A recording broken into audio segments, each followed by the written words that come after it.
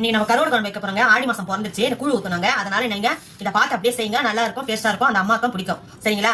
இது 4 வெங்காயம் எடுத்துருக்காங்க, பெரிய வெங்காயம், பெரிய தக்காளிங்க. அதனால 5 எடுத்துருக்காங்க. 2 முருங்காங்க, 1/4 கிலோ மொச்சக்கட்டைங்க, 3 கருவாடுங்க, வாழைக்கருவாடுங்க, 1/4 கிலோ கத்திரிக்காங்க, உருளைக்கிழங்கு 2ங்க, புளி தேவையானதுங்க. நீங்க எவ்வளவுமா போட்டுக்கலாம். நாங்க 5 பேருக்காக இவ்வளவு போட்டிருக்கோம். நீங்க கொத்தமல்லி கருப்புலங்க. இப்ப செய்யறத பாக்கலாங்க. கேஸ் பத்தி வச்சுட்டு எண்ணெய் ஊத்திக்கோங்க. 1/4 கிலோ எண்ணெய் ஊத்திக்கோங்க. நம்ம சொன்ன மாதிரி வடகம் தாங்க போடுறோம். தாளிக்கு வடகம் பொரிஞ்ச உடனே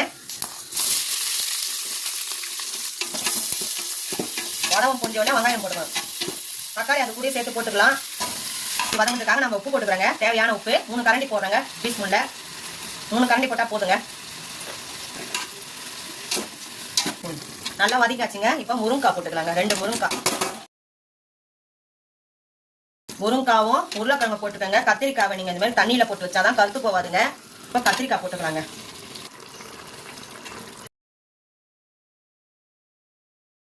மஞ்சாத்தூள் போட்டுக்கலாங்க. கருவாடு குழம்புனால 1.5 டீஸ்பூன் போட்டுக்கலாங்க. நீட்ட வாசனை வரும். அதனால மிளகாத்தூள் 3 டீஸ்பூன் போட்டுக்கலாங்க. 1 2 3ங்க. ஒரு சொம்பு தண்ணி ஊற்றினா போதுங்க. ஏன்னா புளி காய்ச்சி ஊற்ற போகிறோம். அதனால ஒரு சொம்பு தண்ணியே போதுங்க. 1/2 வேக்காடு தாங்க வேகணும். புளி எடுத்துக்கோல. இப்போ கரைச்சிட்டு வர 1/2 வேக்காடு வெந்துருச்சு பாருங்க. இப்போ நம்ம புளி ஊற்றிக்கணும். இப்போ நான் எடுத்து காமிச்சல அந்த புளியை கரைச்சி எடுத்துக்கணுங்க. இப்போ ஊற்றிடலாம்.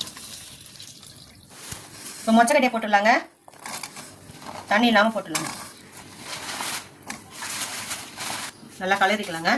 இது ஒரு கொதி வந்த உடனே இப்போ கருவாடு போட்டுக்கலாங்க. மொச்சக்கட்டையை நல்லா நீங்க இந்த மாதிரி காஞ்ச மொச்சக்கட்டையா வாங்கிக்கின்னு அதை நல்லா ஊற வச்சிருங்க. நைட்டு ஊற வச்சுட்டு இதை நல்லா காலையிலேருந்து கழுவிட்டு உண்டால போட்டு வேக வச்சுக்கோங்க.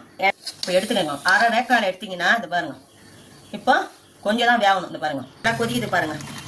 வச்ச உடனே இப்போ 3 கருவாடை வாங்கியிருக்கோம். இது மாதிரி கழுவிட்டு இந்த ஓரம் பிரிச்சுடுங்க. ஓரம் பிரிச்சுட்டு கையிலே தேய்ச்சிட்டா போதுங்க. நீங்க இல்லாட்டி கீழே வச்சு தேய்ச்சி கழுவிட்டு இது மாதிரி விளையாட உடனே கழுவிடுங்க. நீட் கருவாடை இருக்கும் பாருங்க. அது துண்டு போட்டு இந்த மாதிரி கழுவிடுங்க. நல்லா தேய்ச்சி கழுவுங்க. நீச்ச வாசனை வராது. நல்லா இருக்கும் கருவாடு குழம்பு. சரிங்களா? இப்போ கொத்தமல்லி கருப்புலங்க அதை நம்ம இப்படியே போட்டுடணும். வச்சு ஒரே கொதி கொச்சா போதுங்க.